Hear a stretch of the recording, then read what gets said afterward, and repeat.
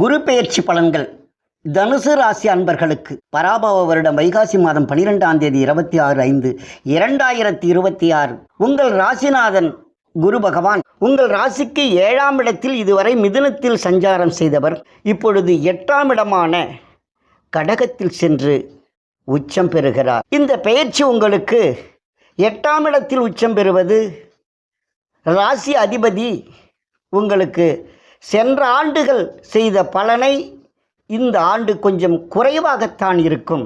ஆகையினால் அது மட்டும் இல்லாமல் உங்களுடைய 12ஆம் இடமான விருச்சிகத்தை குரு பகவான் தன் 5ஆம் பார்வையாக பார்க்கிறார். குரு பகவான் 12ஆம் இடத்தை பார்ப்பது 12ஆம் இடம் விரயஸ்தானம்.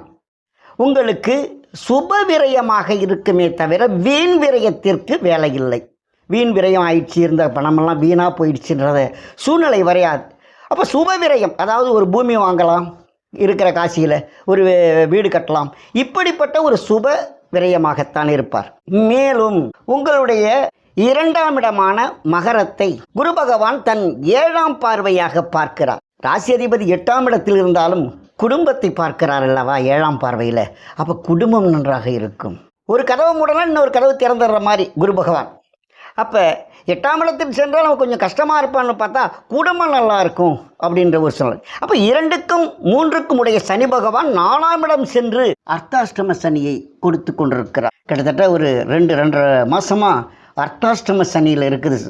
கொஞ்சம் கஷ்டமாகவே இருக்குது அப்படின்னா, ஆனால் அந்த கஷ்டங்கள் இந்த உச்ச குரு தன்னுடைய உச்ச பார்வையில் 9ஆம் இடத்தை மீனத்தை பார்ப்பதால், மீனத்தில் தான் இருக்கிறார் 4ஆம் இடத்துல. அப்போ இந்த ஓராண்டும் அந்த அர்த்தாஷ்டம சனியினுடைய தாக்கம் உங்களுக்கு இல்லை. ஆகையினால் விரயம் உங்களுக்கு சுப விரயம், குடும்பம் நல்லா இருக்கும், அர்த்தாஷ்டம சனி போகும். அப்போ 4ஆம் இடத்தை குரு பார்ப்பால் 4ஆம் இடம் என்ன? சுகஸ்தானம், வீடு, வண்டி, வாகனங்கள். அப்போ விரயம் சுப விரயமாக மாற்றக்கூடியது. வண்டியோ அதாவது வீடோ வாங்கக்கூடிய ஒரு சூழ்நிலையில் வரும். இருந்தாலும் இந்த தாக்கங்கள் குறைய வேண்டும் என்று சொன்னால் அந்த தனுசில் 3 நட்சத்திரம் இருக்கிறது. ஒன்று மூல நட்சத்திரம், கேதுவினுடைய நட்சத்திரம். அது விநாயகர் பெருமானை வணங்கிட்டு வந்தீங்கன்னா பிரச்சனை கிடையாது. 2வது போராட நட்சத்திரம், சுக்கிர பகவானுடைய நட்சத்திரம். வெள்ளிக்கிழமை அம்மன் வழிபாடு பண்ணுங்க. 3வது உத்திர நட்சத்திரம் 1ஆம் பாதம், சூரிய நமஸ்காரம் பண்ணுங்க, சூரியனுடைய நட்சத்திரம் அது. இப்படி செஞ்சுட்டு வந்தீங்கன்னா இந்த ஓராண்டு உங்களுக்கு இந்த தாக்கமும் உங்களுக்கு வராது.